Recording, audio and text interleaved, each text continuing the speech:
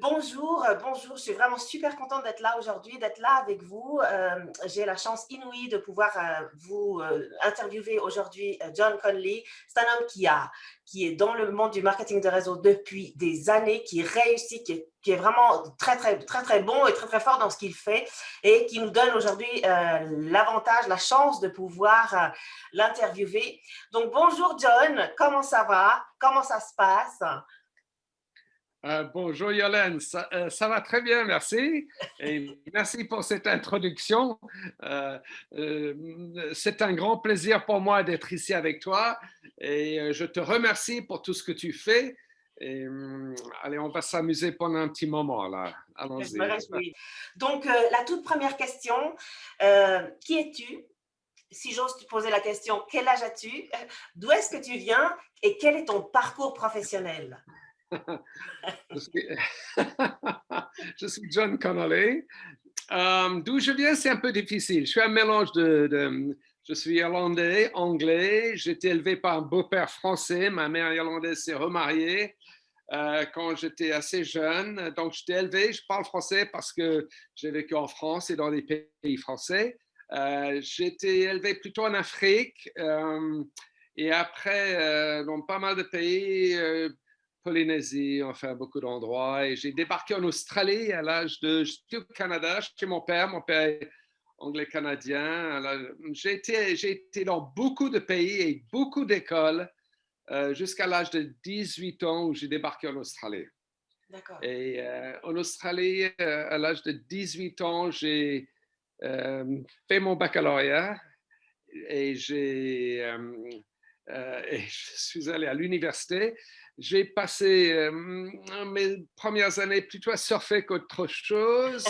Et, et puis à un moment donné, je me suis rendu compte qu'il fallait que je devienne un peu sérieux avec mes études. J'ai terminé un diplôme de lettres et après j'ai fait mon droit. Et donc, je suis diplômé de lettres et de droit de l'université Sydney. Je suis devenu on appelle ça barrister and solicitor. Hein? J'étais avocat à la Cour suprême Oh, s'il vous plaît. d'Australie. Voilà.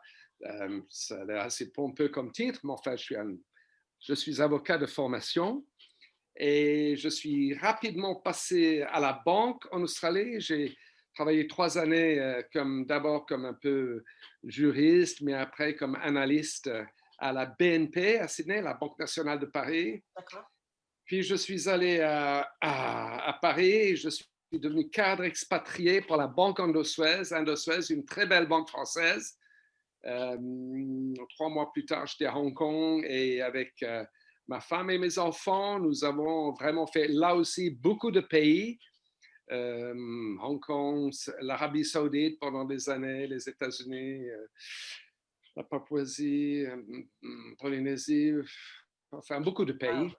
Et, j'ai quitté la banque à l'âge de 41 ans. J'aimais beaucoup la banque, hein? J'aimais beaucoup.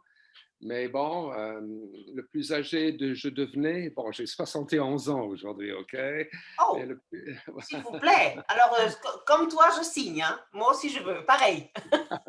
c'est gentil, merci. Et j'ai quitté la banque à l'âge de 41, tout simplement parce que je voulais être mon propre patron. OK? Je ne voulais plus. Et bon, j'étais vraiment confortable à la banque. Hein. J'insiste là-dessus, c'était formidable, j'ai adoré. Mais j'avais toujours un patron. Et je montais, hein, j'étais directeur quand j'ai décidé de quitter. J'étais quand même le directeur ou le responsable de toute la côte ouest des États-Unis. J'ai passé pratiquement 4 années à Los Angeles avec la banque. Et, euh, et je voulais tout simplement travailler à mon propre compte. Hein. Je voulais D'accord. plus de patron. C'était Ouais. surtout ça. Et je suis retourné en Australie.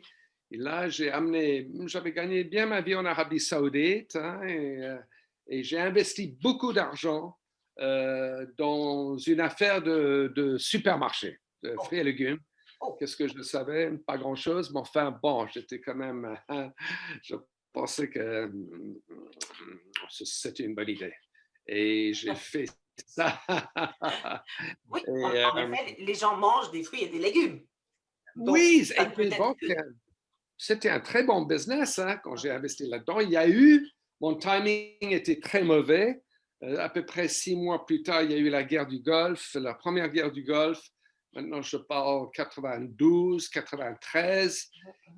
Il y a eu une crise économique grave dans le monde, mais surtout en Australie, très grave. Et bon, les taux d'intérêt ont explosé. J'avais fait beaucoup d'emprunts et tout ça. J'ai fait quelques bêtises, c'est sûr. Mais la situation est devenue très, très difficile. Et j'ai commencé à vraiment à perdre beaucoup d'argent. C'est juste au moment où j'étais pratiquement cuit, où j'ai découvert la société avec laquelle nous travaillons aujourd'hui. Voilà. D'accord, d'accord. OK. Donc, quand tu dis pratiquement cuit, ça veut dire que c'est difficile de faire la fin du mois, c'est ça que ça veut dire? Hein? Ou bien, C'était exactement ça. Ma situation financière était catastrophique. J'avais heureusement mis de l'argent de côté pour ma femme à l'époque. Bon, mon mariage était mal en point. Bon, vous savez, quand vous perdez tout votre argent, la situation peut être très difficile, surtout je travaillais 7 jours sur 7. Bon, c'était un moment très, très, très difficile dans ma vie. Et, et, euh, et, et, et voilà, ma femme et mes enfants étaient protégés et nous sommes séparés. Et moi, j'ai vraiment, mais vraiment, recommencé à zéro. ouais, C'est-à-dire, je n'avais plus rien à l'âge de 43 ans. Quand j'avais été quand même oui, directeur de banque, j'étais très confortable. Un directeur de banque en France, expatrié, vie très, très confortable. Donc, voilà, j'ai recommencé à zéro à l'âge de 43 ans en Australie avec ce métier de la vente directe, enfin, on peut du appeler ce marketing qu'on veut. relationnel, Beaucoup de ouais. différents. OK, Voilà. OK. Voilà, marketing relationnel, beaucoup de noms différents, absolument. Ouais, ouais. Ah ouais, c'est chapeau, hein, parce que pas facile passer 40 ans après une vie de succès, ça doit pas être facile de recommencer à zéro, hein, j'imagine. C'était pas, mais c'était aussi, c'était envigorant, si je peux dire. C'était excitant aussi. Oui, Hein? oui, C'est-à-dire que j'étais totalement, je ne savais, j'étais vraiment, j'étais cuit. Vraiment, j'avais aucune idée de ce que j'allais faire. Je voulais surtout pas retourner à la banque. J'avais posé ma candidature à une grosse banque australienne à cette époque parce que bon, je dis OK, mais je ne voulais pas. Et en même temps que cela, une jeune femme en Australie m'a parlé de notre société. d'accord. Et elle m'a dit, John, il faut que je te montre quelque chose. Il paraît que tu parles français. J'ai un business pour toi, vraiment. Et j'ai regardé. Et comme j'aime beaucoup dire, parce que c'est vrai, il n'y a pas un jour qui passe sans que je sorte, que je regarde le ciel et je dise Thank you, God, thank you, d'avoir mis cette jeune femme sur mon chemin parce que ça m'a sauvé la vie et ça m'a donné une vie merveilleuse. Et quand j'ai commencé à regarder ça en Australie au début, j'ai dit tout ça, c'est vraiment trop beau pour être vrai ce qu'elle m'a raconté, trop beau pour être vrai. Beaucoup de gens disent ça aujourd'hui, et c'est vrai, Mmh, parce qu'il y a un problème avec, et le problème, c'est qu'il faut travailler, et il faut beaucoup travailler. oui, oui. Ce n'est pas... C'est pas un claquement de doigts. non, c'est un programme de travail. Mmh. Mais le jour où j'ai compris ça, était un très beau jour de ma vie, parce que je connaissais le plan de rémunération par cœur. Je l'ai étudié pendant vraiment des semaines et des semaines.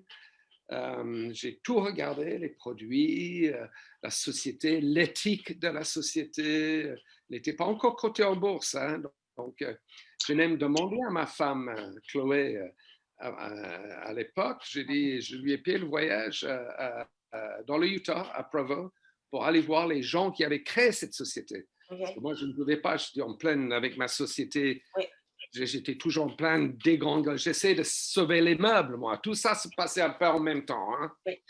Et elle est allée voir, les a rencontrés, elle a été très bien reçue. Elle est revenue me dire, John, tu peux faire confiance à ces gars-là. Vraiment, ils m'ont bien parlé. Bon, c'est une maline, hein, Chloé, et elle a pigé que c'était des gens éthiques et bien. Bon, maintenant, ils sont cotés en bourse, donc tout est très, très transparent. Ce n'était pas le cas à l'époque. Et pendant que tout cela se passait, la banque avec qui j'avais fait quelques interviews, ils m'ont appelé et je suis allé voir le DRH et le DRH m'a dit félicitations John, c'est fantastique, vous allez voir ce travail, c'était un très beau salaire, c'était vraiment pour une grande banque australienne et il m'a regardé. Et voilà, exactement, il m'a dit il y a quelque chose qui me perturbe, John. Je dis, on vient de vous faire une offre absolument fantastique pour un job superbe et vous n'avez pas l'air tellement content. Hein? Et je lui ai dit, merci, c'est très bien ce que vous venez de me dire. Et je n'avais même pas signé chez Nuskin encore. J'avais pas, mais je l'avais vu. J'ai dit, mais je crois que j'ai vu mon futur. Et je vais aller avec my gut feeling, avec mon sentiment de mes entrailles là. Hein. Je l'avais vu. Je commençais à avoir la vision. J'avais la vision. Pas commencé. Et je suis donc retourné. J'ai pas accepté ce job évidemment. Et j'ai dit ok, je sais ce que je vais faire pendant le restant. Ça va être mon job pour la vie. Je l'ai vu. Ok, génial, Voilà. génial, génial. C'est vrai, c'est vrai. Et c'est génial et c'est vrai. c'est vrai. C'était en quelle année tout ça, en fin de compte? Alors là, on parle de 1993. Fin 1993, début 1994. Voilà. Okay. Depuis toutes ces années, tu es toujours resté dans la même société? Ah oui, ah oui. Ah oui, bien sûr, je suis resté dans la même société. Et ça, c'est un message très important parce que si on va parler de ce métier que nous faisons, et on peut appeler ça ce qu'on veut, MLM, marketing relationnel, vente directe, je ne sais pas. D'abord, la société avec qui nous on travaille, avec qui moi je travaille, d'abord, c'est un produit. C'est un produit. Donc, c'est un produit de la même manière que dans mes supermarchés, ok? C'est-à-dire que je vendais de la nourriture, des fruits et légumes. Là, on vend des produits de bien-être et des choses que les gens consomment tous les jours. Donc déjà, j'avais fait cette association et j'avais compris que, bon, oui, tout le monde se douche tous les jours et que c'est un produit dont tout le monde a besoin tous les jours pour leur bien-être. Et j'avais juste compris qu'il fallait construire tous les jours, une clientèle à moi, puis aider des gens à aussi avoir... Notre business, c'est un business de mini-franchisé, hein, sans trop rentrer dans les détails, mais hein, ça revient à ça, et aider des gens de faire la même chose, et ça part dans le monde entier maintenant, avec l'Internet, et... non, il ne m'est jamais rentré dans la tête l'idée de faire un autre. D'ailleurs, et beaucoup de gens, d'ailleurs, je me permets de dire ça maintenant, beaucoup de gens pensent qu'ils peuvent faire plusieurs en même temps. Ça, c'est juste une bêtise absolument gigantesque parce que vous ne pouvez pas dire, bon, celui-là ne vous plaît pas, bon, j'ai celui-là à vous proposer. Non, ça veut dire que vous ne croyez pas vraiment dans le... Non, il faut focuser sur c'est votre choix de choisir la société avec laquelle vous allez travailler. Mais après, il faut être à 100% avec cette société-là. Et aussi, très franchement, quand vous commencez à comprendre les plans de rémunération, notamment notre plan de rémunération à nous, le plus vous faites, le plus haut est le commissionnement. Donc, pour vraiment... C'est-à-dire que paradoxalement, avec nous, un et un, à un moment donné, font trois, en fait. Hein. les plans de rémunération, notre plan, et généralement les plans, d'après ce que je comprends, sont biaisés pour garder les gens dedans. Parce que le plus vous restez dedans, en fait, le plus haut est le taux de commissionnement, le plus grand est votre volume que vous êtes en train de créer, le plus haut est le taux de commissionnement. Donc, ça n'a absolument aucun sens de faire deux avec deux petits taux de commissionnement de chaque côté. Comprenez?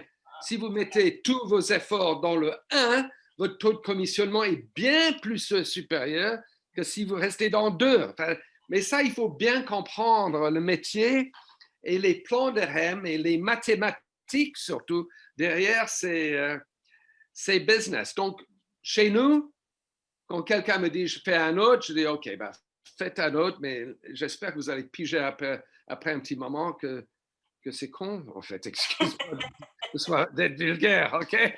Oui, je comprends tout à fait. Et donc, aujourd'hui, on en a parlé tout à l'heure, et on le sait, hein, toi, tu es aujourd'hui tout en haut du plan de rémunération de la société avec laquelle tu es partenaire. Mais combien de temps il t'a fallu pour arriver là où tu es arrivé? Et puis, déjà, est-ce que c'était ton but de départ? Et puis surtout, combien de temps il t'a fallu pour y arriver? J'aime beaucoup tes questions. J'aime beaucoup les entendre en italien d'abord. Je ne savais pas que tu parlais aussi bien italien, en fait. Tu as certainement C'est dû ta me le langue dire. maternelle. Oui, oui. Alors, moi, quand j'ai commencé, ma situation financière était tellement mauvaise. Mon but, c'était de pouvoir payer mon loyer et nourrir mes enfants, hein, et m'acheter peut-être une bière de temps en temps. Vraiment, c'était ça. Hein, et ça, c'était mon premier but. Et ça, je l'ai atteint assez rapidement, hein, sans rentrer dans les détails de notre plan de rémunération. J'avais compris qu'il fallait que je sois ce que nous appelons un BR, un chef de groupe aujourd'hui, pour pouvoir être commissionné un peu beaucoup plus avec beaucoup plus de substance sur tous les niveaux. Hein. On ne va pas parler plan, mais j'avais compris où il fallait que je sois aussi rapidement que possible pour avoir un revenu qui me permettrait de vivre. Alors, on parle de 1994, hein, je suis passé chef de groupe, ça devait être en mai, juin ou quelque chose comme ça, en 1994. Et oui, et mon premier chèque de chef de groupe, hein, de BR, était à peu près l'équivalent du revenu moyen d'un Français aujourd'hui. Ah ouais, Donc, ça, c'était en Australie il y a 27 ans. Hein? Donc, inutile de te dire que c'était un très beau jour de ma vie, parce qu'avec ça, je vivais convenablement pendant un mois. Et j'avais tout de suite compris que si je pouvais atteindre ce niveau-là, que je l'ai fait, j'ai toujours le chèque dans mon placard, là, la photocopie, donc n'importe qui peut le vérifier. Mais j'ai atteint ce niveau en 3 mois, 4 mois, hein, à l'époque. Et là, j'ai compris que si je pouvais faire ça en 3 mois, 4 mois, bon, j'ai travaillé comme un dingue, hein, comme un dingue. Ça, c'est très, très important que tout le monde comprenne ça. C'est un programme de travail. Mais je savais parfaitement ce qu'il fallait que je fasse parce que je connaissais le plan de REM par cœur, par cœur. Je l'avais étudié enfant, il n'y avait pas de secret pour moi. Et je savais qu'il fallait que je connecte ce petit point avec ce petit point, avec ce petit point. Hein. Il fallait que je fasse le boulot de connecter ces gens avec moi et avec la société. Le travail est très clair, ce qu'il faut faire. Je l'ai fait. Et une fois atteint ce premier chèque convenable, bon, je savais, j'ai compris tout de suite qu'il n'y avait pas de limite à ce que je pouvais gagner. Pas de limite. Et là, il faut que j'explique que je venais de passer avec mon droit et avec la banque une bonne vingtaine d'années, 25 années peut-être, j'avais 43, ouais, à peu près, ouais, 20 ans, disons, où j'avais beaucoup travaillé. J'avais beaucoup travaillé. C'est pour ça que ce qui ne me faisait pas peur, Enfin, j'ai dit, excusez-moi. Très bien, pas de souci. J'ai compris que c'est un programme de travail et je n'ai jamais eu peur de travailler. Donc, j'ai fait le nécessaire. Mais une fois que j'avais atteint ce plateau de pouvoir vivre convenablement, hein, c'est mon but, comme j'avais travaillé comme un fou pendant 20 ans, et bon, mon mariage, ma vie était... je me suis un peu refait la tête et je suis allé me balader pendant à peu près 4 ans à travers l'Asie. J'ai fait un peu le road trip où ce que les gens font généralement peut-être à 20 ans ou 22 ans. Moi, je l'ai fait à 40, j'avais maintenant quoi, j'avais 43, 44.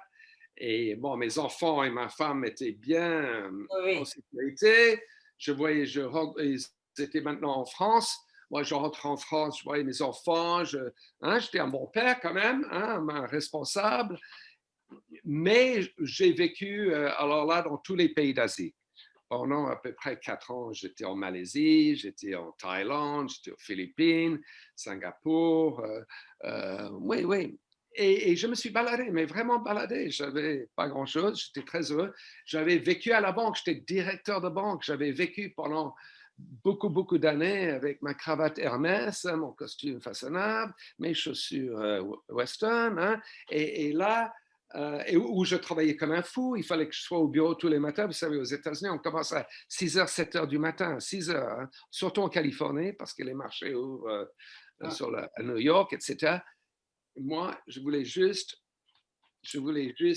vider ma tête, mais en même temps, je faisais mon travail. C'est-à-dire que et j'ai parrainé et mis dans le business dans ces années-là des personnes qui sont toujours là. Donc, la réponse à ta question, c'était que pour moi, Nu Skin, c'était un lifestyle. Où le métier que nous faisons est un lifestyle. Ce n'est pas une question de l'argent. C'est l'argent qui te permet de vivre la vie que tu veux vivre. Et c'était ça la vie que je voulais vivre pendant un moment. Et c'était des années merveilleuses où j'ai vu tellement de Bouddha et de choses comme ça que je n'ai plus besoin d'en voir. Mais j'étais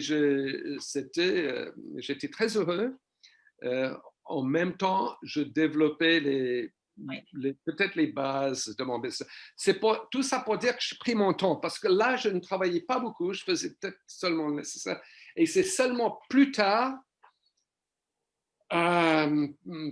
peut-être quand j'ai rencontré la femme avec qui je suis maintenant depuis 22 années, où je me suis dit, bon là, il faut redevenir sérieux, John, et vraiment travailler ce business comme il faut.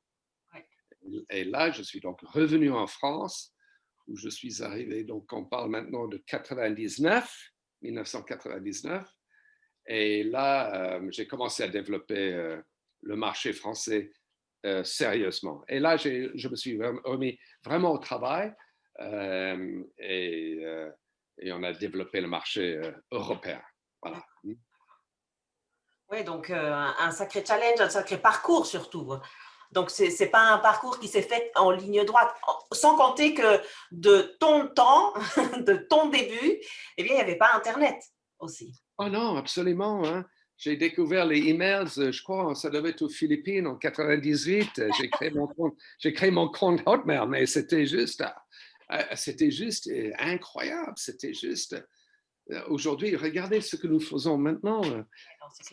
C'est juste. Ça, c'était de la science-fiction en 1900. C'est juste, c'est juste. Et ce que nous faisons, c'est ce qui a fait exploser notre business. Ce que nous faisons maintenant a donné les lettres de noblesse à notre métier, parce que le monde entier maintenant comprend ce que nous faisons et de plus en plus de personnes comprennent ce que j'avais compris, si je peux me permettre de le dire, ce que j'avais compris, parce que quand on m'a proposé, quand ma marraine, Luella, m'a mis dans le business, elle m'avait parlé de l'Internet qui venait. Oui. Et une des raisons pour lesquelles je suis là aujourd'hui, c'est que j'ai beaucoup lu. Je ne savais pas qu'est-ce que c'était, mais j'avais beaucoup lu sur ce que les gens pensaient que ça allait probablement être. D'accord. Et je me suis dit, je pense qu'ils ont raison. Je pense que ça va être comme ça.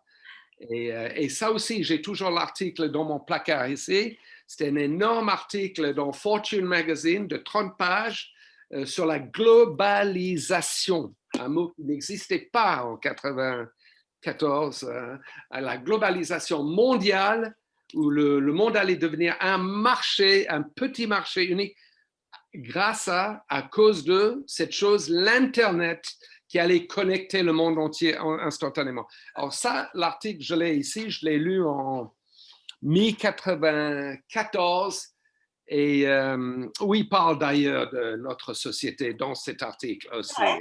Voilà, comme une des sociétés qui allait certainement bénéficier de ce phénomène qu'il pense va venir. Mais il ne savait pas, hein, c'était maybe, c'était peut-être.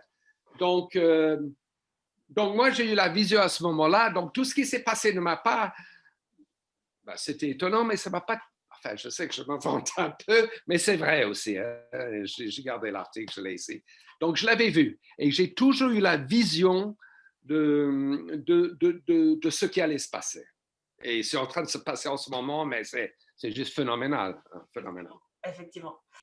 Ce qui me plaît beaucoup, c'est que en fait, tu ne me parles pas tu parles, ou plutôt tu parles de ton activité comme un produit à part entière. Tu ne vas pas me parler de crème, tu ne vas pas me parler de gel douche, de dentifrice ou Dieu sait quoi. Non, toi, tu vas me parler d'un produit qui est la société avec laquelle tu travailles. Et j'aime beaucoup cette vision et cette manière de faire les choses parce que, bien entendu, tout le monde, enfin, toutes les personnes abordent cette activité comme ils le ressentent et ta manière de le ressentir, c'est justement de parler de produits en parlant de la société avec laquelle tu travailles. Fantastique question. Très bien exprimé, Yolène. Et c'est exactement ça. J'adore ce produit. Je l'ai partout. Je l'adore. Mais le produit, c'est le business. Et c'est exactement ça. Et quand Luella m'a accosté il y a 27 ans, elle ne m'a pas dit, John, il faut que je te parle. Je sais que tu parles français, on m'a dit que tu parles français. Il faut que je te parle. Elle ne m'a pas dit, il faut que je te parle d'un produit de beauté. Elle m'a dit, il faut que je te parle d'un business. Et moi, j'étais ouvert au business. Après, j'ai parfaitement compris qu'il fallait le produit.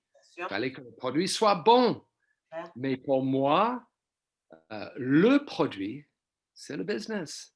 Et pour exemplifier le produit, moi, j'aime beaucoup demander à mes distributeurs quel est qu'est-ce que nous avons que nous vendons le plus. Fait que moi, je vends le plus. Et les gens disent oh, le Life Pack ou le LumiSpa ou le Galvanic. Moi, je dis OK, mais moi, c'est la liberté. C'est ça le premier produit de notre société. C'est la liberté. La liberté. Et je fais ce business pour la liberté, pour ne pas subir, pour avoir la sécurité du travail. Hein, parce que les gens pensent qu'ils sont sécures s'ils ont un CDD ou whatever it is. You know? Non. La seule personne qui peut me mettre moi à la porte, c'est moi. Exactement. Exactement. Et maintenant, cette période qu'on est en train de vivre, 2020, elle est explicite pour tout le monde. Hein. C'est clair pour tout le monde ce que tu viens de dire, effectivement. Effectivement. Absolument. Oui. Bye bye. Non, je te remercie pour cette question très pertinente et la manière dont tu l'as formulée, parce que c'est ça, le produit, c'est le business. Okay. Absolument. Et ce n'est pas du tout pour enlever la gloire au produit. Dieu merci, nous avons des produits absolument exceptionnels. Mais quand j'ai commencé, nos produits n'étaient pas exceptionnels, ils étaient bons. Ils étaient bons. Mhm. Et la société nous disait, soyez un peu patients, nous allons vous donner des produits exceptionnels, on vous le promet. Et je peux dire ça, que j'ai eu beaucoup de promesses de la part de la société et vraiment, ils ont pratiquement toutes leurs promesses, tout ce qu'on m'a promis il y a 25, 26, 27 années, c'est plus ou moins ce qui s'est passé, vraiment. Nous avons de la chance. Moi, j'adore cette société, je l'adore parce que vraiment, c'est une très tiennent leurs promesses. On peut leur faire confiance, vraiment. Oh, je dois Et c'est aussi une raison pour laquelle je suis tellement loyal. Parce qu'après 27 années, j'ai beaucoup d'expérience dans ce domaine et je sais que s'ils me disent quelque chose, ils vont faire tout ce qu'ils peuvent pour que ce soit comme ça. Donc, voilà, enfin, bon, je dis ça comme ça. Et, et donc, j'avais une dernière question, mais tu y as déjà partiellement répondu. Cela dit, je te Oui. pose quand même pour la forme. Hein. Donc, si maintenant, aujourd'hui, quelqu'un te proposait la plus grande, la meilleure des positions, le meilleur job qui soit sur la face de la Terre, président des États-Unis, ça tombe bien, hein, est-ce que tu prendrais ce job-là ou est-ce que tu resterais là où tu es avec la société avec laquelle tu es et pourquoi? Président, peut-être j'hésiterais. Et encore pas très longtemps. Non, je n'aurais pas la liberté. Non, jamais de la vie. D'ailleurs, on ne pourrait pas me proposer quelque chose de mieux que ce que j'ai. Vraiment, ça, c'est. Je ne pense pas que c'est possible. Là, je suis plus ou moins à la retraite, je fais plus grand-chose. Et je fais ce genre de choses, ce que je suis en train de faire avec toi, Yolène, parce que j'adore, parce que ça me fait plaisir. Et c'est aussi pour les autres, pour que les autres personnes comprennent, même la personne qui commence aujourd'hui, pour qu'ils comprennent, ils peuvent avoir la vie qu'ils veulent avec ce job, avec ce business. N'importe qui peut avoir. Pas besoin d'avoir fait le droit comme moi j'ai fait, ou je ne sais pas, HEC ou Polytechnique. Pas besoin de tout ça. La seule chose qu'il faut avoir pour réussir dans notre business, c'est le courage. La seule chose qu'il faut, c'est le courage. Parce que si tu as le courage, tout le reste suivra. Parce que ce n'est pas facile. C'est très, très simple. C'est très, très simple, mais ce n'est pas facile. Il faut le faire, il faut le faire, il faut le faire. Et, il faut le faire beaucoup. Et quand j'ai commencé ce business, les Américains m'avaient dit, on avait une expression qui disait, si tu es prêt à faire pendant 5 ans ce que très peu de gens sont prêts à faire, tu vivras pour le restant de ta vie comme très peu de gens peuvent vivre. Et c'est parfaitement vrai. Parce que ce sont les 5 premières années qui sont très difficiles, où vous mettez en place les fondations de ce business. C'est très, très dur. Hein, moi, j'aime bien comparer ça à une 747 ou un Airbus gigantesque qui décolle. C'est le décollage qui est différent, difficile, difficile. Mais une fois que vous arrivez, je ne sais pas, à 10 000 mètres, là, c'est cruise control.